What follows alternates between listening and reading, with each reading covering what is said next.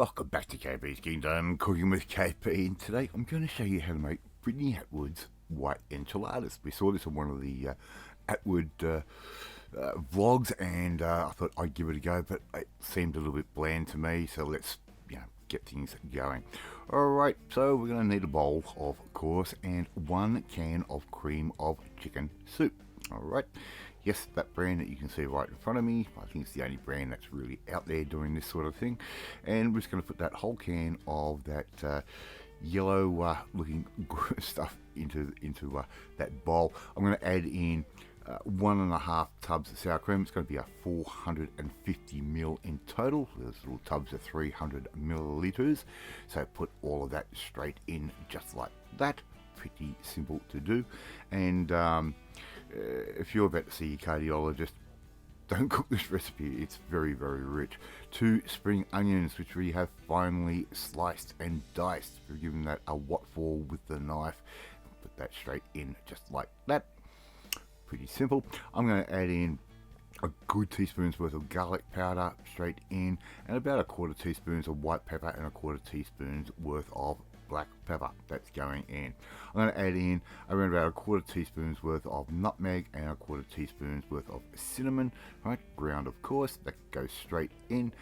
Right, make sure we get all of those little yummy flavors in there. And I'm going to add in a good teaspoon's worth of dried oregano. Just going to give this recipe a bit of a zing, a bit more life than the way that I originally saw how it was made. And the quantity seemed a little bit weird when I saw the video, but I've got this one nailed. Give all of that a good stir, as I say. Just like that, get all of those creamy ingredients mixed together. And if this recipe seems weird to you, it is not. It does turn out amazing. Alright, I've got 1 roast chicken that I've bought from the supermarket. Right, you buy it from your favourite supermarket. I bought this one from Costco. They're a little bit bigger, a little bit cheaper, and a lot more meat. That ended up being 800 grams worth of chicken shredded.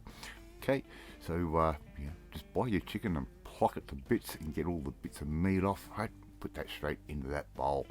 Now we'll have to get all that mixed and stirred through. We need all of those ingredients really well incorporated together. Right, and for me this was actually a little bit difficult. My MS has been playing up a lot lately, so bear with me on this one. So I'm just going to give all of that a good stir, just like that. Try and get every bit of chicken coated and every bit of cream and chicken soup and everything else that we've put into there. Right, which we have just done. Right, I'm giving you a little bit of a head start there, and I'm going to add in about 1.5 cups worth of, maybe even 2 cups worth of shredded cheese. I am using a Mexican blend. We are making enchiladas after all, and we're just going to add in a little bit at a time and give that a good stir and try and get that cheese all combined in between as much of that chicken as we possibly can. Right, so just add a little bit, give that a stir, and just add a little bit and stir again. This is probably the hardest part of actually making this dish. Right, so just keep mixing that through just like I'm doing. I'm going to add in my last little bit of cheese there, and once again give that another bit of a stir through just like that. Alright, my oven is already sitting at 180 degrees Celsius. If you want to do it in Fahrenheit, look it up on Google. It'll give you the right temperature. Actually lining a baking dish here, giving it a little bit of spray oil, and I've got some white flour tortillas. I've just bought those from my local supermarket. Everything for this dish you can buy from your local supermarket, and it's not going to cost a lot of money at all. It's a great budget dish, this one, for all the family. Alright, sort of about a third of the way along, I'm going to put a line of our mixture. I'm going to give that a fold over, right, just like that, and there we go. We have got our first enchilada. Right, put that straight into the pan. Now we're going to make up quite a few of these, and they're actually going to need to be tightly pushed together just so they will fit. So just keep going along with your mixture and the tortillas. I think I've used about 12 tortillas in this particular dish, and believe me, it is worth it. There we go, all of our little tortillas. Another 400 gram tub of some sour cream. I'm going to put that over the top, as if we haven't already had enough cholesterol and all of that already. This is going to make things really creamy and nice, and it's going to stop the enchiladas from drying out a little bit, right? So just give all of that a good sort of spread over as even as you possibly can, right? Just like that. Pretty simple sort of stuff. And as I said, oven's already going. We're already getting ready for the home straight.